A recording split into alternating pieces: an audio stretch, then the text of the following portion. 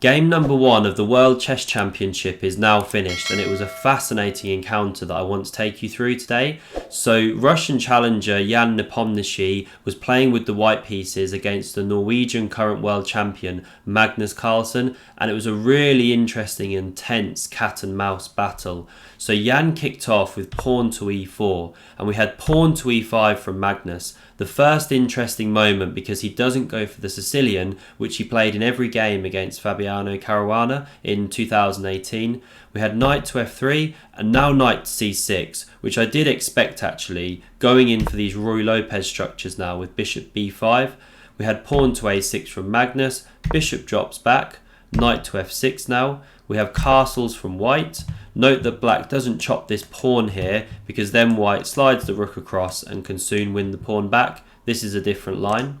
So we had bishop to e7 from Magnus, rook to e1, b5 now, kicking the bishop back, bishop to b3, castles, and pawn to h3. So this is a fairly standard opening position, been seen many times, but this is where Magnus plays something really interesting. He goes knight to a5, an unusual move in this position. The usual moves are bishop to b7, or we see d6 a lot, but instead Magnus goes knight to a5, immediately picking up this bishop, but we note that this knight has now left the defence of this e5 pawn, so it's a gambit by Magnus. So Jan jumps in and takes the pawn, the knight chops on b3, we have pawn recaptures, now bishop to b7, attacking e4, this is defended with d3, and now if we look at black's position for a moment, we note that black is a pawn down, and whilst they have the bishop pair as compensation, they also need to demonstrate their activity for being a pawn down.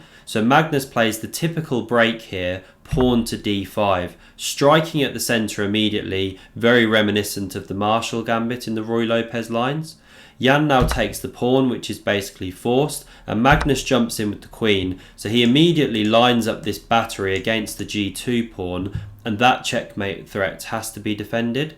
Jan does this by playing queen to f3, and this sets up interesting tactics in the position, because we note that if the black queen ever moved away, then this bishop would be looking at the queen on f3. So here Magnus plays bishop to d6, a very logical move, getting the bishop onto this dangerous diagonal and also opening up the e-file for the rook potentially.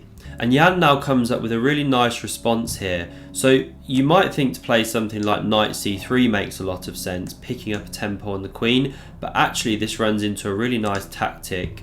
Queen takes on e5, and now if the white rook were to take that queen, then black takes on f3 first, and after the rook retreats, the bishop retreats, and we can see that black has actually just won a piece there. So coming back to this position here, that's why you can't play knight c3 and allow the queen to take on e5 like that. And instead, Jan played the move king f1, and this is a really nice subtle move. So Jan's recognising that the queens are likely to come off the board soon, and his king would be better placed closer to the centre in an endgame. And also, if a rook ever came to the e-file and forced this knight to jump back after the queens are off, well, this rook is now defended by the king, so this knight wouldn't have to backpedal all the way to the back rank in the event that the rooks get swapped on the e-file. So here Magnus now played rook f to b8, again a strange looking move, but he's defending this bishop and setting up threats of moving away his queen once again. So now Jan jumps in and chops the queens off so that he's not walking into any tactics. We have knight recaptures, and now bishop to d2, and it makes sense to get this bishop developed. If you're a bit careless and just develop straight away with the knight, then the problem here is that black can go knight into b4, and it's very difficult to defend this c2 pawn without your pieces getting all on top of each other. So that's why bishop to d2 first, so that after knight b4 now, you can slide a rook across, or you could even potentially exchange that dangerous knight.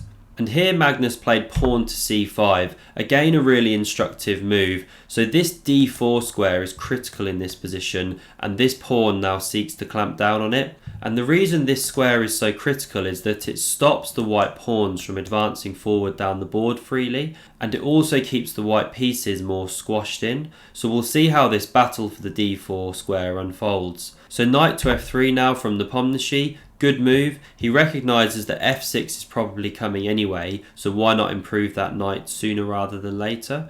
We now have rook to d8 from Magnus. Again, it might look strange not to fight for the open file here, but because Magnus is looking to put pressure down the d file and prevent these pawn breaks like c4, then that move starts to make sense when you look at the long-term strategic goals of the position. We now had knight c3 from Jan, developing that piece. Knight to b4 now from Magnus, so he opens the eyes of his bishop here by moving that knight out of the way, and he also doesn't just casually take here, because then this bishop could come to a superb diagonal, or possibly even white could consider recapturing like this and taking control of d4. So Jan now defends the pawn, which was attacked on c2. There was a choice of which rook to go for here, but he decides to leave the open file here, but keep hold of this one and pressure the a6 pawn. Magnus now goes rook a to c8, improving that rook because we note that this bishop is defending the pawn. We have knight to e2 now from Jan, so he's rerouting the knight and also supporting a potential bishop f4 in future, trying to challenge this strong bishop pair that black has. Magnus now plays the knight into c6, probably not the best move here because it blocks in the b7 bishop, and also this knight was very active on the b4 square. White doesn't really want to take here, or then black will have a lot of pressure against this backwards c2 pawn. So probably better would have been something like bishop e7, looking to reroute into f6 and also opening up the d line of the rook. But okay, we had knight into c6, now bishop e3, adding support to this d4 square. Knight to e7 now from Magnus, so he's opening up the bishop again and looking to bring the knight into one of these strong squares in future. Bishop to f4 now, so here Jan seeks to trade off that dangerous bishop pair and puts a question to Magnus as to how he's going to show his compensation for being a pawn down. And here Magnus now actually decides to go for a mass liquidation, so he first swaps on f3, we have pawn recaptures. Now he swaps on f4, the knight takes back, and he jumps his rook into c6. So after that sequence of moves, we can note that the white pawn structure has now been badly damaged, and Magnus is also hoping to bring his knight into f5, where it can then look in this direction and this direction. So although Magnus is the pawn down, his pieces are active here, and white has some difficulties actually activating the use of his extra pawn here on the queen side. We have rook to e1 now, coming to the open file.